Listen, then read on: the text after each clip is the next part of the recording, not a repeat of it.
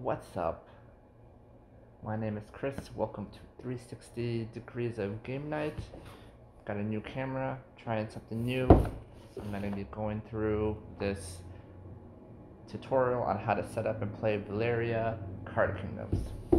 I'm going to do something different on how other channels do it. I'm going to unbox and read the rulebook as we go along. Now this has most of the expansions available in this box, which fits very nicely, as you can see here. So let's go and read the rulebook. Alright, so it says here we're going to have a top row of monsters.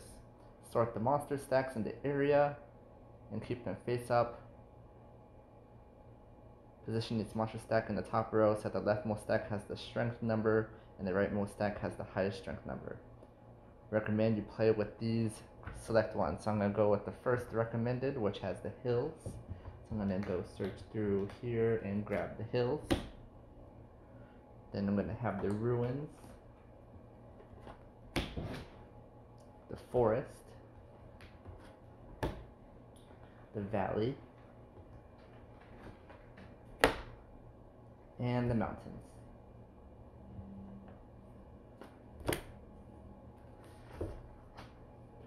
Make some room as if we were playing with 4 people on this table. So this is the monster row. Return the remaining monster stacks to the box. And I just wanted to note, I don't think it says it on here, but the monsters have this little icon here that says it is for 5 players. If you don't have 5 players, I normally just turn it upside down and put it on the bottom of the stack so it doesn't get lost. Next one is the citizen cards. The 2 middle rows, so we're going to set up 2 more rows here, are citizens. For your first game, we recommend you play with these. So I'm going to go and find the cleric, the merchant, the mercenary, the archer, the peasant, the knight, the rogue, the champion, the paladin, and the butcher.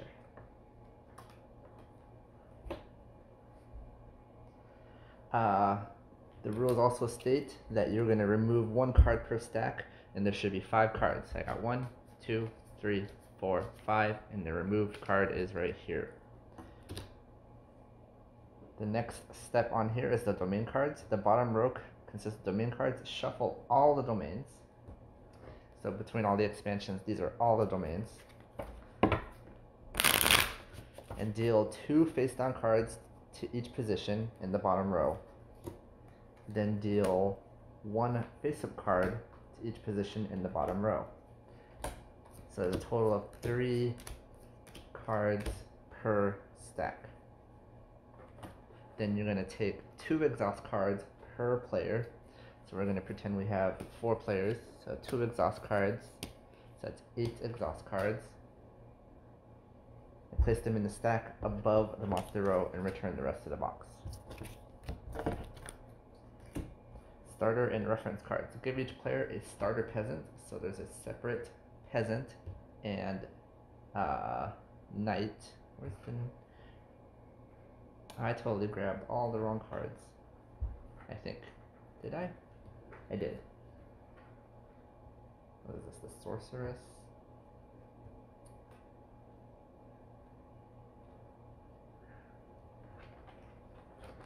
So that goes there, that goes there. Peasant. And then I need to grab the knight. Here's the knight. There are starter cards that everyone gets. Let me use the knight as an example.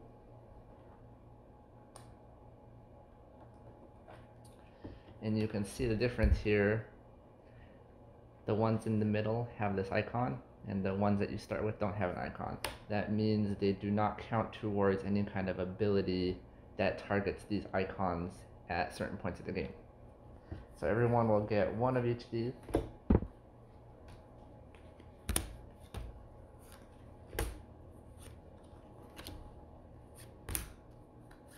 Return these back to the box.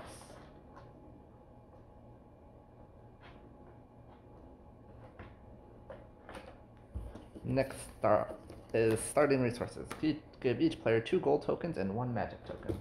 So I got my little gold token bag right here.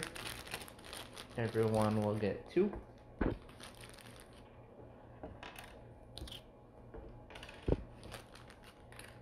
And everyone will get 1 magic token.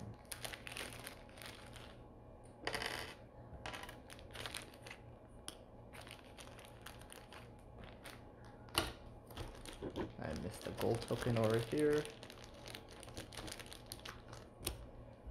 And then the Duke cards. Duke cards. Shuffle all the Duke cards together and deal 2 to each player. Each player selects 1 and returns the unchosen Duke to the box. So I will deal 2 face down to each player. These are meant to be secret. And then I will look at mine and show here. And this kind of maps out your objective for the game. Now, for example, Wern, Lord of Rogues, at the end of the game you score 1 victory point times every hammer symbol, 2 victory point times every lock and pick symbol, and 1 victory point for every 3 resources you have at the end of the game. Whereas Simon the Unclean gives you 1 point for every hammer, 1 point for every helmet, which I think is like the paladin or holy, and then 1 point for every 2 resources. So he is better on collecting resources at the end of the game versus Wern. So I'm going to choose Simon the Unclean, return the other one to the box.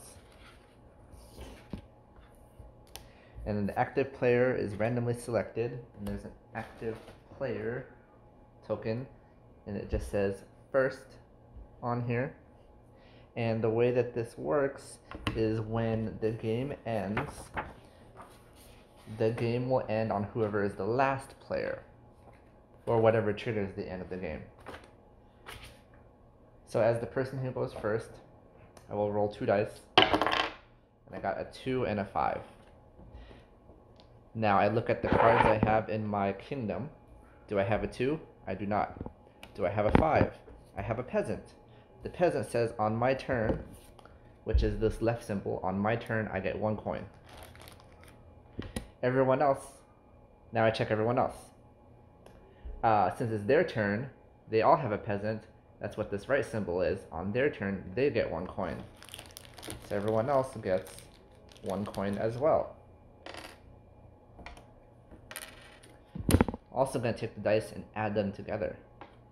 So it's a 7. Do I have a 7? I do not have a 7.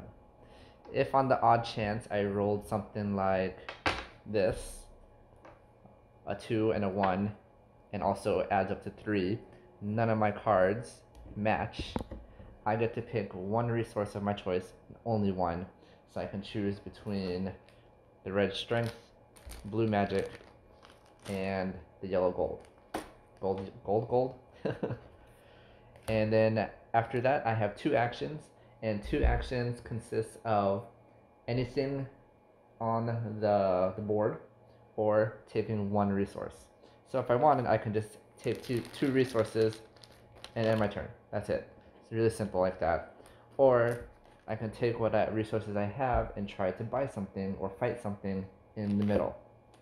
So I have 3 gold and 1 mana, and I can afford to buy almost any character. Well, I can actually afford to buy any character. Blue is act as a wild whenever paired with another resource. So blue on its own is only blue. When blue with gold is used, it's also gold. So I can essentially use 1 gold and 1 blue to buy myself this card, since it only costs 2, the Priestess. And then there's a plus sign on here. So what that plus sign means is like, oh, I still have 2 money, I want to buy a second Priestess. Well, now I have to look at this and it says 2 plus. I need to add how many copies I already have. So I want to buy the priestess for 2 plus 1, the copy I already have, which makes it 3. So now I can't afford the priestess. So I have to take my money elsewhere. So I'm going to go ahead and buy this summoner because it costs just 1. And I still have 1 left over. And that is my turn. Then it goes all the way around. Everyone gets their turns and everyone buys stuff, accumulates their kingdom. As stacks empty, you're going to take these exhaust cards and place them on top of stacks that are empty. So I'm going to go and place and place and place and place. These are all empty stacks. And as soon as the last empty stack is done, the round ends on whoever is the last player. So for example, if player 2 over here ends the game, I'm the first player. Player 3 and player 4 get to do one more turn, and then the game is over. I don't get another turn. If I end the game, everyone else gets one more turn. If player 4 ends the game, that's it. No one else gets any more turns. They were the last player, end of the game. We tally up points. So now I'm going to take my Duke, Simon, and I'm going to get 1 point for every hammer. Do I have any hammers? I have 0 hammers, so I don't have any points there. I'm going to get 1 point for every helmet. Do I have any helmets? No, I don't have any helmets either. So I get 0 points for that. And then I get 1 point for every 2 resources. I have 1 extra resource, so that is not enough for the extra point. So I have 0 points with my 1 round of play explanation of this game. Hope that made sense. If you like, pick this game up. It's on Amazon. I'll leave an affiliate link down below. Like and subscribe, and I will talk to you guys next time.